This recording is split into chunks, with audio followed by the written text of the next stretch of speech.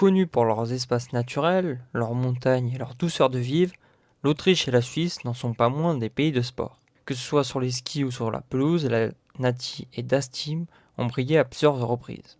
Cet été, ils voudront le refaire en Amérique.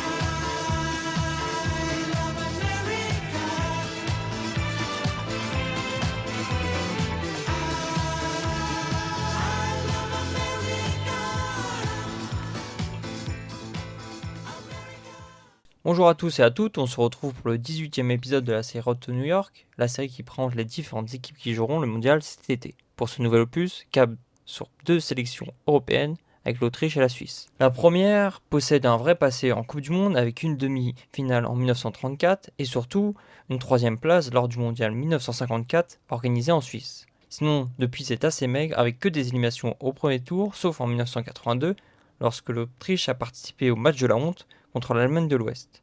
Les deux pays se sont arrangés lors de cette rencontre pour faire éliminer l'Algérie et ainsi passer au tour suivant.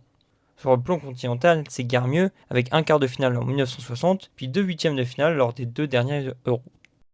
A noter que le pays a co-organisé l'édition 2008 avec son voisin suisse. Pour la Nati, les coups d'éclat sont certes moins nombreux, mais la sélection était une vraie habituée au mondial. Avec 12 Coupes du Monde disputées dont une à la maison en 1954, les Suisses ont fait 3 quarts de finale et 5 huitièmes de finale, dont 3 lors des dernières éditions. À l'Euro, les Suisses restent sur 2 quarts de finale en 2021 et 2024. Parmi les grands joueurs à avoir porté le maillot suisse, il faut bien sûr parler du meilleur buteur de la sélection, Alexander Frey, avec 42 unités. L'attaquant, passé par le Stade Rennais et Dortmund, est une légende au pays, lui qui est considéré comme le meilleur Suisse et qui a remporté le championnat avec balle entre 2010 et 2013. Peut-être le Suisse le plus connu, Xherdan Shaqiri, qui aurait pu disputer le mondial 2026, est l'un des meilleurs joueurs de la Nati. Passé un peu partout en Europe, le petit ailier aura marqué les esprits par ses buts magnifiques, ainsi que pour son gabarit, lui qui compte 125 sélections. Pour Das Team, Toni Polscher est une figure du football autrichien. Le goleador des années 80 avec l'Austria Vienne ou encore Cologne était pendant de longues années le meilleur buteur autrichien avec ses 44 unités.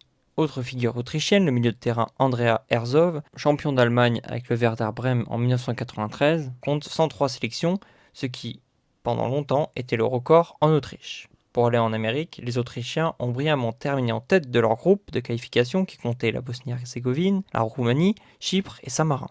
S'en est suivi 2 matchs amicaux contre des mondialistes avec 2 belles victoires, 5-1 face au Ghana et 1-0 contre la Corée du Sud.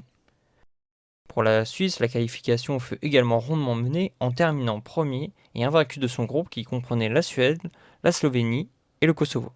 Puis une série de matchs amicaux avec une défaite encourageante 4-3 face à l'Allemagne et un nul 0-0 contre la Norvège. Disposé en 4-3-3 par Murat Akin, à la tête de la Nati depuis 2021, le sélectionneur turco-suisse s'appuie sur des cadres comme le gardien Kobel. Le portier de Dortmund a pris la place de Sommer, parti après l'Euro 2024. Le joueur de 28 ans sort d'une plutôt bonne saison avec le club de la Ruhr. Devant, on devrait avoir un autre cadre de la Nati avec Akanji, le défenseur central qui a tout gagné avec Manchester City, a signé à l'Inter Milan cet été avec qui il vient de remporter la Serie A. Au milieu, on retrouve Zakaria, le capitaine de l'AS Monaco et l'un des rares monégasques à avoir été régulier cette saison et devrait avoir pas mal de minutes cet été. À ses côtés, on retrouve le capitaine avec Granit Xhaka, à 33 ans, le recordman de cap avec la Nati, avec 145 sélections, sort d'une bonne saison avec le promu Sunderland, avec qui il allait chercher la Coupe d'Europe en Angleterre. Alerte pépite avec Mozambique, à seulement 20 ans, le joueur de Fribourg, l'un des joueurs les plus cotés en Allemagne, lui qui a participé à l'épopée du club en Ligue Europa, conclue par une défaite en finale. Sur le côté gauche, on devrait avoir Endoy. Le Suisse de 25 ans qui a explosé avec Bologne a signé à Nottingham l'été dernier, mais a été freiné par les blessures, mais reste tout de même un très bon joueur. Enfin, au poste de numéro 9, on retrouve le Rennais Mbolo, qui est un indéboulonnable du poste, lui qui sort d'une saison en demi-teinte avec le club breton, mais qui répond toujours présent en sélection. Parmi les joueurs à suivre, il faudra avoir un œil sur Jachari, qui est l'un des grands espoirs suisses, lui qui a signé à l'AC Milan l'été dernier contre un chèque de 36 millions d'euros. Chez le voisin autrichien, on retrouve sur un banc un nom bien connu en Europe avec Ralf Rangnick. Passé par Leipzig et Manchester United, le coach de 67 ans, en place depuis 2022, devra opter pour un 4-2-3-1 avec, dans l'axe de la défense, un ancien de Ligue 1 avec Danso. Le joueur passé par Lens a évité de justesse la relégation avec Tottenham, mais reste un joueur fiable en sélection. Sur le côté droit, on a peut-être le meilleur joueur de cette équipe avec Leimer. Le polyvalent joueur du Bayern Munich, capable de jouer en tant que latéral droit et au milieu de terrain, sort d'une belle saison avec le club bavarois avec qui il a réalisé le doublé en Allemagne. Au milieu, on devrait voir Seewald. Le joueur du RB Leipzig s'impose depuis plusieurs saisons comme l'un des meilleurs milieux de Bundesliga. Dans le cœur du jeu, on devra avoir son coéquipier en club, Baumgartner. Le joueur de 26 ans sort d'une bonne saison avec le club du groupe Red Bull, avec qui il compte 13 buts et 8 passes décisives en championnat. A ses côtés, on devrait avoir l'un des expérimentés de cette équipe avec Sabitzer. Le milieu passé par le Bayern ou encore Manchester United fait les beaux jours du côté de Dortmund, lui qui devrait dépasser la barre des 100 sélections cet été. Enfin, en poste de numéro 9, on a Arnautovic. Meilleur buteur autrichien avec 47 unités, l'attaquant de 37 ans est également recordman de sélection avec 132 caps.